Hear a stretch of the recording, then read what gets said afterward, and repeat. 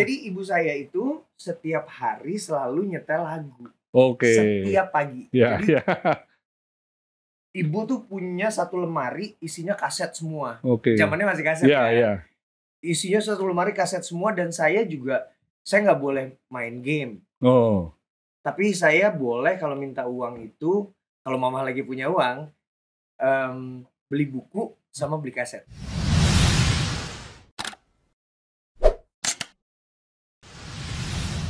Semangat pagi, Sobat Sukses! Ini hari very special ya. Pertama kali saya podcast di Bali dan nggak main-main nih. Ini sama seseorang yang luar biasa, namanya Mas Erdian Aji Prihartanto. Nama kerennya Anji. Waduh, ya, Pak. Kok Mama tahu nama Luar saya? biasa ini ya. Risetnya lumayan ya. Terima kasih ya. Waduh, Saya, ini Pak, yang sudah terima ngeluangin kasih. waktu untuk podcast bersama saya ya. Saya loh yang makasih karena saya lihat saya yang datang di podcast Bapak tuh pengusaha, pebisnis gitu. Saya ingin yang saya undang ini memang tokoh-tokoh pilihan yang bisa memberi inspirasi Wah. kepada ini Sobat Sukses ya. Waduh, Kan ini bangga sekali para saya, Pak. milenial, Gen Z, ini kan gimana bisa mendapatkan banyak hal yang positif ya. Ya. Mereka bisa bangkit, mungkin yang tahu passionnya juga nanti akhirnya bisa arahnya lebih clear gitu ya. Nah, Anji kan salah satu dari dunia Showbiz nyanyi ya. ini kan Ya. termasuk yang top ini ya. Amin. Karena amin, ini Pak. ribuan dari keluarga besar More Life ya. Ini kan bisnis direct selling. Ya. Kita survei dan Anji ini yang salah satu yang paling top yang diinginkan. Waduh, terima kasih. Makanya Jadi saya ini senang banget besok kalau ketemu ibu-ibu ini jangan kaget ya. Karena antusias dari mereka itu luar biasa. Iya, Ini datang dari seluruh Indonesia. seluruh Indonesia. Seluruh Pak. Indonesia. 1.000 lebih besok. Waduh. Dan yang kita survei kan juga lebih dari itu sesungguhnya ya. Jadi luar biasa. Dan ibu-ibu tuh susah dikalahin, Pak. Jadi Pasti paling suka ini selfie bareng, Iya. nyanyi bareng ya. yang feeling saya besok tuh akan banyak yang naik ke atas panggung. Oh, pasti. Dan pasti ingin dapat ini foto bersama, nyanyi bersama. Iya. Itu kan bagi mereka kan wah ini pengalaman yang langka gitu ya. Iya, Pak. Tapi ya saya nggak sabar sih buat besok juga. Iya, kasih kejutan. Iya. Karena saya sering ada nih, beberapa kejutan lah nanti. Lihat video-video Anji ini, wah ini terus muncul ya. Jadi kasih banyak kejutan di kota-kota besar di Indonesia ya. Iya, kejutan untuk musisi-musisi sih. Musisi-musisi juga Iya. untuk beberapa penggemar ataupun random aja. Ada yang di ini ya nyanyi yang di pinggir jalan itu ya. Iya, Kaki jadi saya lima punya terus program. Momo Arji muncul gitu ya. Iya, itu namanya sidak, Pak. Oh sidak. Sidak musisi. Wah itu Terus, tentu sangat bahagia orangnya. iya, memang saya pengennya memberikan kejutan, tapi bukan yang ini, Pak. Kan ada beberapa kan yang memang memberikan kejutan, tapi seperti mengeksploitasi Betul. kesedihan orang lain. Ya. Nah, itu saya nggak mau. Saya Ya. pengen mengeksploitasi dalam tanda kutip itu kegembiraan, Iya. itu perasaan, Iya. atau mungkin haru lah ya. Dan saya yakin beberapa orang yang akhirnya ketemu dengan Anji itu karirnya bisa semakin sukses. Karena dia bisa semakin dikenal kan ya, semakin pede, semakin dikenal. Iya, setidaknya jadi ada apa ya? YouTube-nya mungkin kalau dia YouTuber juga mungkin bisa Iya, lebih ada. banyak. Iya, algoritmanya jadi lebih penggemarnya. luas lagi. Iya, gitu. iya. Pengalaman Karena yang luar sebenarnya biasa. collab gitu dalam hal misalnya YouTuber itu memberikan ruang lebih luas lagi. Betul. Gitu. Algoritmanya Iya, tuh jadi lebih luas, makanya bagus tuh collab gitu. Iya. Pak. Makanya saya senang juga nih bintang sini. Jadi banyak lagi yang nonton Anji nanti. Iya, terutama banyak ini pengusaha ini kalau di saya punya YouTube ya. Iya ya, Pak ya. Businessman ya, entrepreneur karena saya selalu mengajarkan entrepreneurship ya. Iya. Ya, Saya ya. juga belajar sih karena kalau saya menyebut diri saya tuh naturepreneur. Naturepreneur. Naturepreneur. Wow. Oke. Karena kebetulan saya juga selain musisi, saya juga membuka usaha Ya. di sebuah gunung. Oke. Ini saya ingin mungkin Anji bisa bercerita tentang masa kecil gitu ya. Oke, Pak. Masa kecil Anji gimana? Apa memang background dari orang tua, keluarga itu ada yang menjadi ini penyanyi? Sebenarnya ini tuh cita-citanya cita-cita kolektif menurut saya. Oke. Cita-cita kolektif dari keluarga, terutama dari ibu saya. Iya. Ibu saya punya cita-cita menjadi seorang penyanyi, tapi tidak bisa. Oke. Tidak berhasil karena waktu ibu saya muda, itu menjadi musisi, menjadi artis tuh belum menjanjikan. Ya. Gitu. Kamu ngapain gitu. Ya. Akhirnya mama harus mengubur impiannya dan melanjutkan hidupnya sebagai seorang karyawati. Sampai akhirnya jadi karyawan swasta.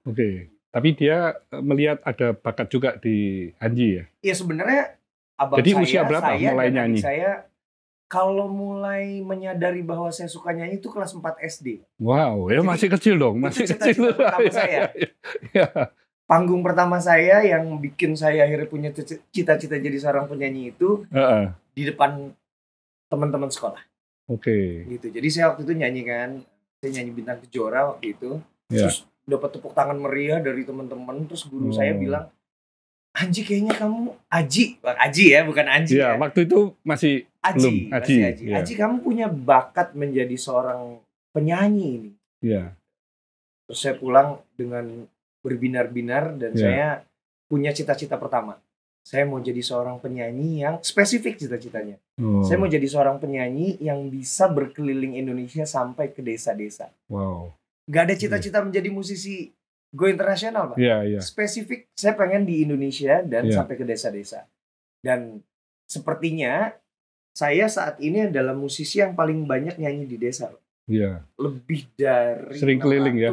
Lah. Desa loh, Pak. 600 desa. Benar-benar desa. Jadi saya bekerja sama dengan sebuah brand dari tahun 2012. Brand rokok ya. Saya turun sampai ke desa-desa. Dan bukan cuma nyanyi aja, tapi memang menyelam ke dalam masyarakat. Itu bagus banget. Itu waktu kelas 4 SD sudah punya suara yang luar biasa itu memang dilatih atau sebelumnya dilatih terus sama ibu berarti? Saya rasa itu talent sih, Pak. Talenta memang yang diwariskan. Tapi kan diajak nyanyi juga loh sama mama. Jadi ibu saya itu setiap hari selalu nyetel lagu. Setiap pagi. Jadi ibu tuh punya satu lemari isinya kaset semua. Zamannya masih kaset kan. Isinya satu lemari kaset semua dan saya nggak boleh main game. Tapi saya boleh kalau minta uang itu, kalau mama lagi punya uang, beli buku sama beli kaset. Itu aja yang dibolehin. Jadi main game apa nggak boleh. Jadi kegiatan sehari-hari hampir dengerin orang nyanyi. Betul. Dan ikut nyanyi tahu pasti ikut suka ikut nyanyi sama mama gitu. Dan mama memang kan cita-citanya sudah terpendam ya. Makanya ketika saya semakin besar, saya waktu itu saya ingat saya umur 25 tahun. Udah 25, Pak. Jadi sebenarnya saya agak telat nih karir saya. Jadi saya umur 25 tahun itu saya masih bekerja sambil ngeband. Terus ibu saya bilang, Ji, kamu nih sebenarnya mau jadi musisi atau mau jadi pekerja, mau jadi karyawan, bekerja di kantor atau apa? Waktu itu saya di Depnaker Trans, kerja sama Depnaker, saya di sebuah asosiasi lah ya, penguji tenaga kerja. Terus saya bilang, maunya sih jadi musisi mah. Ya udah fokus dong. Tapi kan aku harus hidup. Ya udah, kamu punya target berapa tahun? 2 tahun deh, saya bilang gitu, 2 tahun. Ya udah, kamu nggak usah kerja dulu, mama akan biayain kamu selama 2 tahun. Gitu. Jadi saya terima aja karena memang saya passion. Karena senang, hobinya memang kesana gitu ya. Tapi waktu kuliah, saya lihat juga Anji masuk di sastra Cina. Chinese ya? Iya, sastra Cina. Belajar kan nggak ada hubungannya sama menyanyi ya? Betul, Pak. Jadi waktu itu rumornya saat itu tahun berapa ya? 96. Tahun 96 itu rumornya bahasa Mandarin akan menjadi bahasa nomor 2 di dunia. Setelah bahasa Inggris. Jadi saya memang tertarik sekali kepada bahasa, jadi udah saya ambil bahasa Mandarin. Gitu. Sastra Cina saya ambil di UI dapat. Udah saya belajar di sana. Walaupun akhirnya agak-agak nyesel sebenarnya, Pak. Kenapa? Pusing, Pak. Gak ada waktu untuk belajar apapun. Karena tapi luar biasa loh. Itu kan sudah sampai selesai kan? Kan belajar tulisannya, Pak. Iya, kan sampai selesai kan? Sampai selesai. Itu luar biasa sekali loh. Karena kebudayaan Cina ini kan memang yang udah ribuan tahun yang lalu. Betul. Ya. Jadi penuh dengan arti ya. Huruf-hurufnya ya. Hurufnya tuh karakternya punya arti dan kita akhirnya harus... Saya aja nggak punya kesempatan untuk belajar. Anji ada. Dan bahasa Chinese ya. Soalnya. Bahasa Chinese menurut saya bukan nomor 2, akan menjadi yang nomor 1. Oh iya Pak ya? Dia akan bisa menggantikan seluruh bahasa Inggris yang ada di dunia. Yes. Karena serius ini sekarang ekonomi aja dia sudah tinggal menunggu waktu bisa nomor 1 ya. Nah kalau ekonomi sudah nomor 1, yuk di mana-mana nanti akan ketemu produk-produk dari mereka. Perusahaan-perusahaan dari China juga sudah mulai banyak ya. Di Indonesia juga mulai banyak yang invest. Jadi menurut saya dia akan menjadi negara nomor 1 dan otomatis bahasanya juga akan menjadi bahasa internasional yang paling menjadi kewajiban semua bisnismen untuk paham, untuk mengerti. Karena di sekolah-sekolah juga. Jadi itu luar biasa loh, yuk. Punya background yang hebat ya. Tapi saya lupa banyak udah. Karena jarang dipakai kan. Oh. Setelah tahun 2000 saya udah agak jarang memakai bahasa Mandarin karena udah mulai serius di musik. Jadi saya tuh dalam hidup cuma punya 2 cita-cita Pak. 3 sih. Pertama menjadi penyanyi, yang kedua adalah menjadi diplomat, yang ketiga mencintai dia. Dia mesti Jiang Huai ya. 一点点，你好吗？很好，你呢？我也很好。Intonasi you masih bagus sekali。aduh，还差得远呢。哦，差也没有了，你的华语很好，真的。谢谢。也是会写。呀，会呀。哦，有没有去大陆吗？去大陆？都忘记了。不是，你有没有去过到中国呢？上海。有去过。去。哇，很喜欢嘛，会讲他们的。Waduh, ini saya udah mulai keringet dingin nih. Meyo lah. Kalau udah diajakin ngomong bahasa Mandarin nih.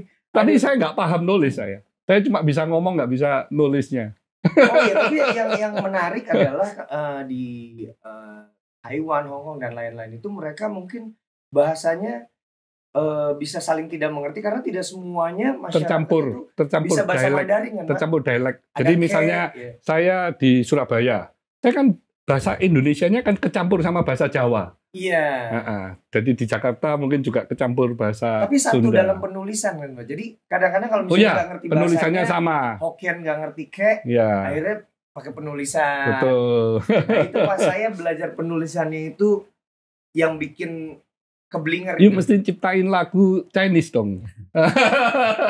Rencananya itu keren gitu. Itu keren.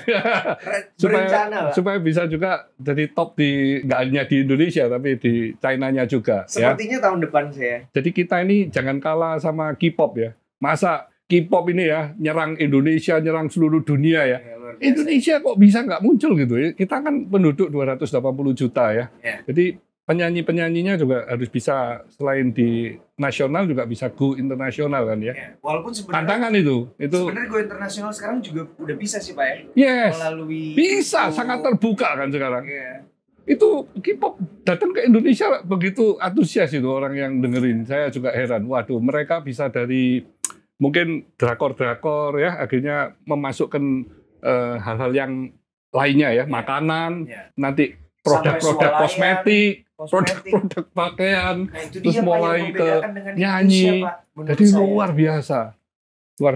Mereka memanfaatkan semuanya. Dan mereka sinerginya itu luar biasa sih, memang sangat didukung oleh pemerintah juga. Pemerintah. Ini hasil dari pekerjaan beberapa belas tahun ya. Betul. Ya kita harus mulai lah ya. Mulai. Harusnya tuh sih semua industri kreatif nih. Iya. Karena Indonesia ini kan juga luar biasa ya, semuanya ada kan. Tinggal kadang mungkin kita di comfort zone. Jadi zona nyamannya ini terlalu nyaman sehingga akhirnya tidak mau berusaha optimal ya. Mau melakukan extraordinary itu jadi agak kurang gitu. Kurang tertantang. Jadi maunya yang nyaman-nyaman, yang enak, santai-santai gitu. Soalnya dia bilang gini, Pak, kalau udah nyaman ngapain harus keluar? Nah, iya. Ngapain repot-repot? Nah ini saya dengar Anji juga habis rilis lagu judulnya Sampai Mati. Sampai Mati. Dan ini istimewanya juga ini ya, melibatkan Sheila Marsha dan juga suami. Nah ini mungkin bisa dijelasin ya. Kenapa ini? Jadi sebenarnya saya ini berasal struktur keluarga saya ini unik ya. Karena ketika saya menikah dengan istri saya sudah pernah menikah dengan tokoh juga, tokoh di negara ini juga, gitu. Punya anak 2 yang akhirnya dibawa, yang tinggal sama saya, dan saya juga punya anak 1 sama Sheila Marcia. Nah, jadi kami belajar dari perpisahan gitu. Saya berpikir bahwa kalau perpisahan tidak bisa dielakkan, ya kita harus membuatnya menjadi sebuah hal yang tidak merusak lagi, lebih banyak lagi. Nah, karena yang menjadi korban pastinya anak-anak. Jadi itulah hal-hal yang kami para orang tua ini bekerja sama supaya batin anaknya tuh baik gitu, mentalnya baik. Kan makanya ada yang dibilang broken home itu. Saya sangat tidak mau itu terjadi di keluarga. Luar biasa. Jadi tetap masih berhubungan dengan Sheila baik. Dan bagaimana memikirkan masa depan anak. Betul. Gitu ya. Iya, itu begitupun di keluarga yang satunya lagi, Pak. Maksudnya di istri saya dan masa lalunya gitu. Kami juga baik. Jadi kami semua baik. Jadi anak-anaknya juga justru kayaknya kalau mau minta duit jadi banyak ya. Bisa ke bapak yang ini, bisa ke bapak yang ini gitu. Jadi banyak sumber penghasilan. Bagus juga ya dia. Iya. Jadi ada nilai-nilai lebih juga.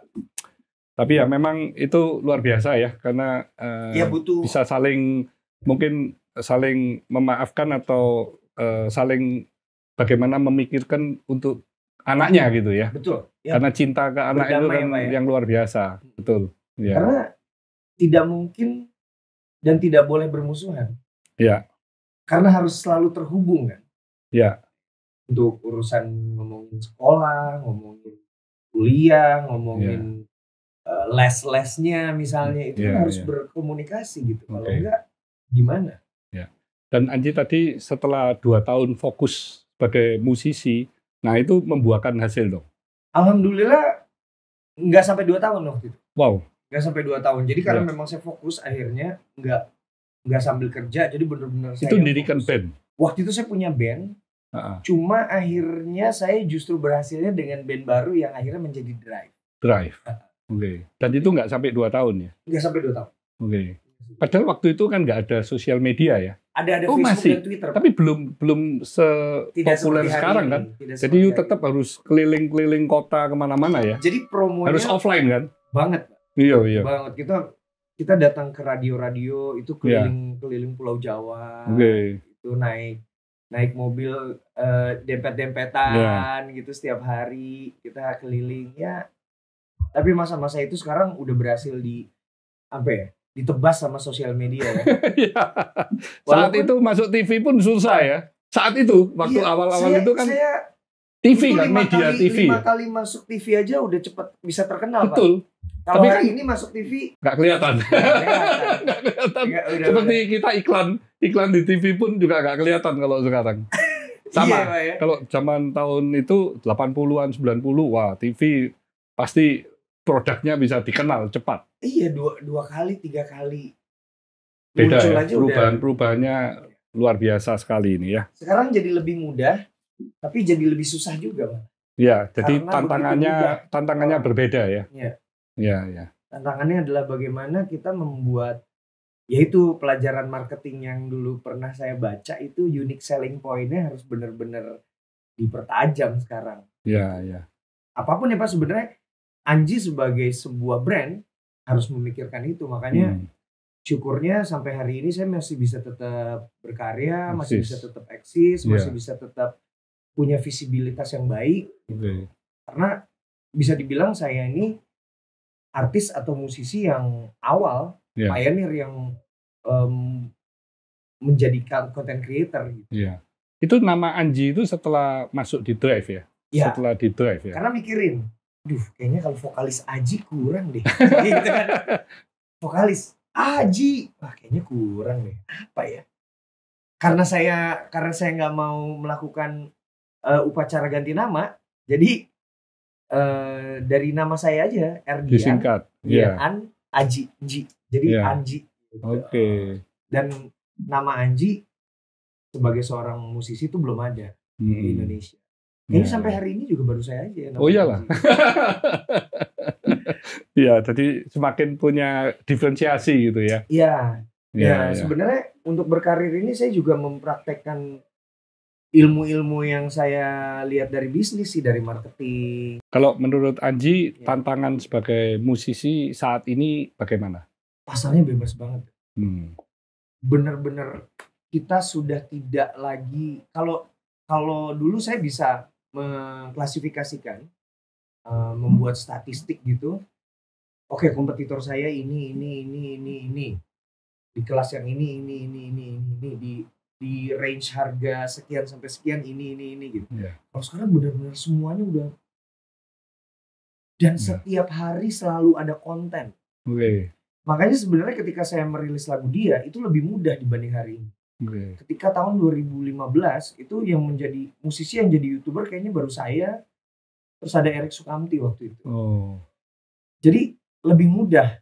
Sekarang semua musisi dan juga artis itu membuat konten di sosial medianya, menjadi content creator. Jadi setiap hari sosial media itu dipenuhi dengan konten-konten yang banyak, beragam, bagus, profesional pembuatannya. Ya sekarang Pak Hermanto aja bikin podcast. Jadi konten tuh banyak sekali. Saingannya tuh di situ, Pak. Lebih di marketingnya sebenarnya. Kalau untuk kualitas lagu, musikalnya itu kita semua punya diferensiasi. Tapi untuk marketingnya itu yang agak sulit karena kita harus nge-grab attention dari orang-orang yang juga memiliki akses ke content creator lain. Gitu. Belum lagi di luar artis ada konten-konten creator yang keren-keren ya. Kayak di Bali ada Bobon Santoso, ada dari Chef Arnold, belum lagi ada stand up comedian yang keren-keren. Banyak banget yang kita harus persiapkan. Ada perubahan nggak ya dengan masuknya K-pop atau Korea ini ya? Karena saya lihat sekarang yang nyanyi itu kan semuanya energik sekali ya, sambil dansa yang menurut saya nggak gampang gitu ya, karena suara aja kan sudah mengeluarkan tenaga demikian banyak, tapi harus gerak lagi ya, luar biasa ya. Atau itu waktu nyanyi itu dia sudah direkam ya suaranya ya? Kebanyakan gitu Pak. Karena kok bisa exciting gitu sambil nyanyi kan itu nggak gampang gitu. Banyak kan memang udah direkam tuh Pak. Gitu ya? Yang dengerin kan sampai ribuan nih. Luar biasa. Banyak yang udah direkam. Tapi kalau menurut saya kayak K-pop itu bukan kompetitor.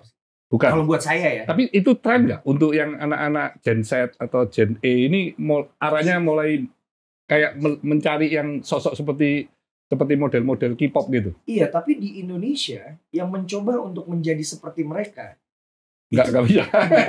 Beda Pak, beda. Ternyata beda. Walaupun tampangnya mirip, enggak juga. Musiknya mirip, enggak juga. Nggak bisa berhasil ya. Iya, karena mungkin seperti udah musik seperti itu ya yang dari Korea aja. Iya. Yang Indonesia tetap jalan kok, tetap. Kalau zaman dulu kan Taiwan ya. Taiwan pernah ya. Taiwan. Pernah kan sebelum Korea itu kan Taiwan. Itu apa FC atau apa itu? Oh iya itu zamannya ini. Itu kan tahun 80-an maksudnya. Apa ya nama ininya? Meteor Garden. Oh iya. Itu kan top Taiwan. Sekarang kan hilang juga. Iya, berganti waktu itu Jepang. Berganti Jepang. Sekarang walaupun sekarang Korea. Jepang juga masih cukup kuat, tapi Korea sedang merajai dunia ya. Betul. Yang saya heran itu kok bisa animo masyarakat Indonesia seperti itu gitu ya. Tiketnya kan sold out itu dalam waktu jam-jaman aja ya. Itulah menurut saya itulah kekuatan marketing sih, Pak. Iya. Marketing mereka bisa mengemas itu sedemikian rupa hingga akhirnya orang-orang terutama generasi yang muda ya. Itu bisa larut. Bisa larut ke dalam trik marketing yang mereka buat. Dan tapi memang mereka membuat lirik-liriknya memang memotivasi sih. Betul. Setelah saya lihat-lihat kenapa sih ini? Oh ternyata memang memotivasi generasi muda untuk bangkit, untuk bersemangat, lirik-liriknya. Maka sebenarnya saya juga sebagai musisi mempraktekkan itu. Jadi saya sampai tahun kemarin lah ya, saya merilis lagu itu memang saya kotakin justru Pak. Katanya kan harus keluar kotak. Kalau saya malah saya bikin kotak. Bahwa saya membuat lagu-lagu dan merilis lagu-lagu itu yang temanya positif saja. Yes. Karena saya mau jadi musisi wedding. Oke. Yang mana musisi wedding itu bukan sebuah hal yang prestis dalam industri musik. Padahal kalau kita ngomongin industri pekerjaan itu menyenangkan. Menurut saya. Jadi awalnya saya ke tempat itu bukan untuk bikin tempat wisata. Awalnya saya pengen bikin panggung. Waktu itu pandemi kan. Saya bikin panggung di alam, outdoor. Supaya lebih aman. Orang-orangnya akan jauh lebih nyaman juga kan. Karena kan waktu itu bikin panggung indoor, orang takut semua. Akhirnya outdoor, sambil camping, sambil wisata di alam gitu bikin. Cuma ternyata nasib berkata lain ya, kadang-kadang kita juga harus mengikuti, ya kadang-kadang intuisi juga salah ya. Ternyata coffee shopnya yang jalan.